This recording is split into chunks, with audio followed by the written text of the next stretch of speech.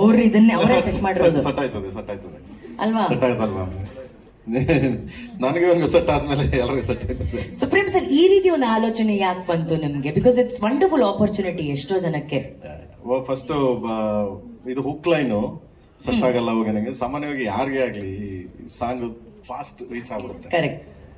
ಮಕ್ಳಿಗಾಗ್ಲಿ, ಅಜ್ಜಿದಿರ್ಗಾಗ್ಲಿ, ಲವರ್ಸ್ಗಾಗ್ಲಿ, ಗಂಡ ಹೆಂಡತಿರ್ಗಾಗ್ಲಿ, ಯಾರಿಗಾದ್ರು ಕರೆಕ್ಟ್. ಏನೇ ಪ್ರಾಬ್ಲಮ್ ಆದ್ರೂ ನಂಗೂ ನಿಂಗೆ ಸೆಟ್ ಆಗಲ್ಲ ಹೋಗಿ ಅಂತೀವಿ. ಯಾವಾಗ ನಂಗೆ ಸೆಟ್ ಆಗಲ್ಲ. ಅವ್ರು ರೈತ ಗದ್ದೆ ಹೊಡೆದನೂ ಅಷ್ಟೇನೆ. ಸೊ ಅವ್ನು ಉಳ್ತಾ ಇರ್ಬೇಕಾದ್ರೆ ಯಾವ್ದಾರು ಎತ್ಗಳೇನಾದ್ರು ಒಂದು ಪ್ರಾಬ್ಲಮ್ ಮಾಡಿ ಹಿಂದೆ ಮುಂದೆ ಹೋದ್ರೆ ಅದು ಹೇಳ್ತಾರೆ, ಇದಕ್ಕೆ ಯಾಕೋ ನನಗೂ ಸೆಟ್ ಆಗಲ್ಲ ಇದಕ್ಕೆ ಅಂತ ಹೊಡಿತೀವಿ. ಹಂಗೆ ಅದು ತುಂಬಾ ಎದುರು ಪದ. ಸೊ ಅದು ತುಂಬಾ ವಾಡಿಕೆ ಪದ ಆಗಿರೋದ್ರಿಂದ. ಆಮೇಲೆ ನಾನು ಮಾಸ್ಟರ್ ಅವರೆಲ್ಲ ನಮ್ಮ ಹುಡುಗರೆಲ್ಲ ಕುತ್ಕೊಂಡು ಕಂಪೋಸ್ ಮಾಡ್ತಿದ್ರು.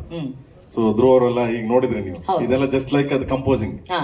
ಅದು ಮಾಡ್ಬೇಕಾದ್ರೆ ನನಗೊಂದು ಅನ್ಸ್ತು. ಆಮೇಲೆ ನಾನು ಶ್ರಾವಣನ ಹತ್ರ ಮಾತಾಡ್ತಾ ಇದ್ದೆ. ಶ್ರಾವಣ ಐಡಿಯಾ ಕೊಟ್ರದ್ನ, ಹಿಂಗ್ ಮಾಡಿದ್ರೆ ಹಂಗಾಗತ್ತೆ ನೋಡಿ ಪ್ರೇಮ್ ಅಂತ, ಜಗೇಶ್ ಸರ್ ಸ್ಟೈಲ್ ಅಲ್ಲಿ ಹಿಂಗಾದ್ರೆ ಹಂಗಾಗತ್ತೆ ಅಂತ.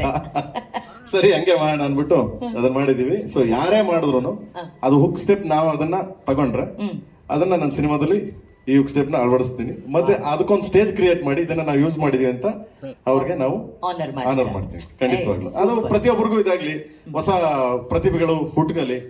ಸೊ ಇದರಿಂದ ಅಂತ, ಯಾಕಂದ್ರೆ ಪ್ರತಿಯೊಬ್ರು ಎಲ್ಲ ಹೊಸೊಬ್ಬರ ಕೈಲಿ ಸಾಹಿತ್ಯ ಬರೆಸ್ತೀನಿ, ಎಲ್ಲ ಹೊಸೊಬ್ಬರನ್ನ ಇಂಟ್ರೊಡಕ್ಷನ್ ಮಾಡೋದ್ರಿಂದ ಇದು ಒಂದು ಹೊಸದು ಇದಾಗ್ಲಿ ಅಂತ ಫಸ್ಟ್ ಟೈಮ್ ಮಾಡಿದೀವಿ. ಅದು ಶ್ಯಾಮಣಂಗ್ ಸಲ್ಬೇಕದು ಐಡಿಯಾ, ನಂದಲ್ಲ. ನನ್ಗೂ ಅದಕ್ಕೂ ಸೆಟ್ ಆಗಲ್ಲ, ಇವ್ರಿಗೆ ಸೆಟ್ ಆಗುತ್ತೆ. ಆದ್ರೆ ಇದು ವಂಡರ್ಫುಲ್ ಕಾನ್ಸೆಪ್ಟ್. ಯಾಕಂದ್ರೆ ಇಲ್ಲಿವರೆಗೂ ಹೀರೋ ಹೀರೋಯಿನ್ ಏನ್ ಸ್ಟೆಪ್ ಹಾಕ್ತಿದ್ರು ಅದೇ ಸ್ಟೆಪ್ ನ ನೀವೆಲ್ಲ ಹಾಕ್ತಿದ್ರಿ. ಆದ್ರೆ ಈ ಬಾರಿ ಚೇಂಜ್ ಇರುತ್ತೆ. ನೀವ್ ಹಾಕೋ ಸ್ಟೆಪ್ ನೇ ನಮ್ಮ ನಾಯಕ ಹಾಗೂ ನಾಯಕಿ ಹಾಕ್ತಾರೆ. ಇದು ನಿಜವಾಗ್ಲೂ ಸಿನಿಮಾ ಪ್ರೀತಿ ಅಂತ ಅಂದ್ರೆ. Nice nice.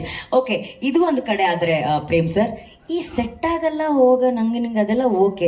ಈ ಸೆಟ್ ಆಗಿರೋ ಕಾಂಬಿನೇಷನ್ ಬಗ್ಗೆ ಮಾತಾಡೋಣ.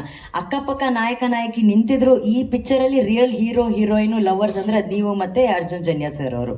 ಕರೆಕ್ಟಾ ಜನಿಜಿ? ಹೋಗಿ ನಿಮ್ಮ ಹಾರ್ಟ್ ಪಕ್ಕದಲ್ಲೇ ನಿಂತ್ಕೊಳ್ಳಿ ಪ್ಲೀಸ್. ನನಗೆ ಸೆಟ್ ಆಯ್ತಾನೆ ಇರ್ತದೆ, ನಿಮ್ಮಿಬ್ರಿಗೆ ಸೆಟ್ ಆಗದೆ ಇರ್ಬೋದು ಮಗ, ನನಗೆ ಸೆಟ್ ಆಗ್ತಾನೆ ಇರ್ತದೆ ಯಾವಾಗ್ಲೂ. ಎಲ್ಲ ವಿಷಯದಲ್ಲೂ ಸೆಟ್ ಆಗುತ್ತೆ ನನಗೆ. Correct correct.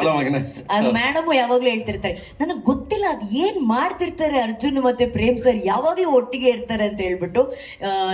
ಜಗ್ಗಿ ಸರ್ ಏನೋ ಹೇಳ್ತಿದ್ದಾರೆ, ಡೆಡ್ ಲೈನಾ? ಓ ಸರ್ ಕರೆಕ್ಟು.